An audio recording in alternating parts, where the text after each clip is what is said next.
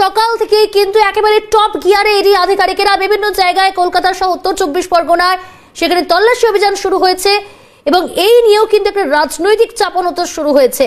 CBI প্রাথমিকভাবে তদন্ত করছে, নিয়ম পদ্ধতি অনুযায়ী তারা ইডিকে হস্তান্তর করে, নথি পেয়েছে বলেই জিজ্ঞাসাবাদ করছে। ইডি আজকে পূর্ণ কাজে বেরিয়ে পড়েছে।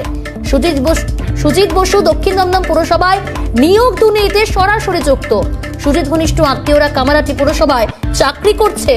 70টা পুরসভার কাউন্সিলররা যুক্ত। ব্যাগ গোছানো শুরু করুন, সঙ্গে শীতের পোশাক রাখবেন।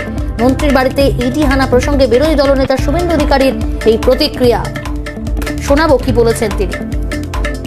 প্রাথমিকভাবে যাদের যাদের তদন্ত করেছে নিয়ম পদ্ধতি অনুযায়ী, এটা আমার কথা নয়, তারা ইডিকে তারা হ্যান্ডওভার করে। It's a system PMLA অ্যাক্টে।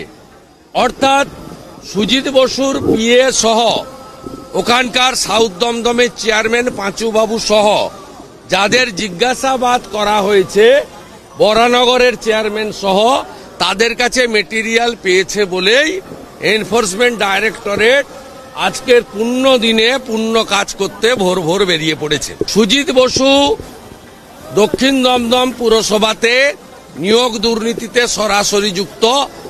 একাধিকবার আমি বা অন্যরা বলেছেন, সুজিত বসুর ঘনিষ্ঠ দুই আত্মীয়, দুই শ্যালকের দুই স্ত্রী, তারা কামারহাটিতে পুরসভাতে চাকরি পেয়েছে।